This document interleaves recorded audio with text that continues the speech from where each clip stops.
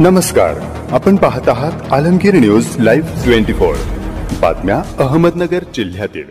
ऐतिहासिक शहर अहमदनगरमध्ये मुस्लिम सामाजिक प्रतिष्ठान अहमदनगर तर्फे आयोजित गायन स्पर्धा अहमदनगर आयडॉलचे आयोजन रहमत सुलतान हॉलमध्ये करण्यात आले होते। त्यात अहमदनगर जिल्हा व बाहेरील जिल्ह्यातील गायकांनी भाग घेतला होता।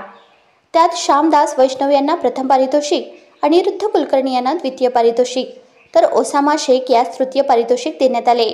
तर सुनील भालचंद्र फडके सर, प्रवीण शिंगी, अद्वैत कुलकर्णी, संजय भिंगारदिवे यांना उत्तेजनार्थ पारितोषिक, रोख रक्कम, ट्रॉफी तसेच सर्टिफिकेट देण्यात आले।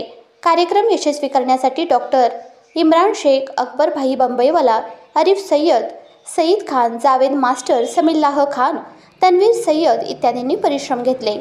मुस्लिम सामाजिक प्रतिष्ठानचे संस्थापक अध्यक्ष आबिद हुसेन यांनी यावेळी सर्वांचे आभार मानले।